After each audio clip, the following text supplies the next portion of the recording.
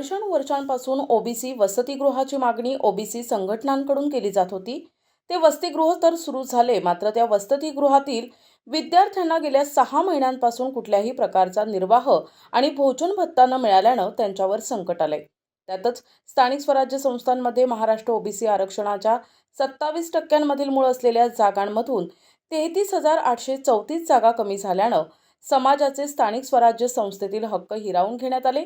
याशिवाय ओबीसी विद्यार्थिनींना लागू करण्यात आलेल्या आधार योजनेचा निधी अद्याप न दिल्यानं संकट ओढवल्यानं आदी मागण्यांना घेत ओबीसी अधिकार मंच संघटनेसह जिल्ह्यातील सर्व ओबीसी बहुजन संघटनांच्या वतीनं जिल्हाधिकारी कार्यालयासमोर एक दिवसीय धरणं आंदोलन करण्यात आले।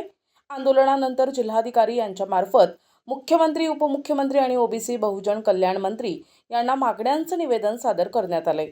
आज आमच्या ओबीसी संघटनेच्या वतीनं ओबीसींची जातनिहाय जनगणना सरकारने करावी या मुख्य मागणीला घेऊन एक दिवसीय धरणे आंदोलन आज करण्यात आलेले होतं। त्यानंतर दुसरा मुख्य मुद्दा म्हणजे आमच्या जिल्ह्यात गेल्या आठवड्यात एक मागासवर्गीय मुलीवर अतिप्रसंग करून तिची निर्मम हत्या करण्यात आलेली आहे।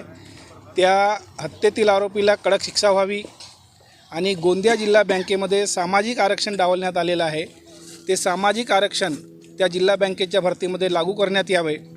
यासह ओबीसी वसतिगृहात जे विद्यार्थी आहेत त्यांना निर्वाह आणि भोजन भत्ता देण्यात यावा। प्री मॅट्रिक शिष्यवृत्ती जी रखडलेली आहे ओबीसींची ती सरकारने तातडीने देण्यात यावी।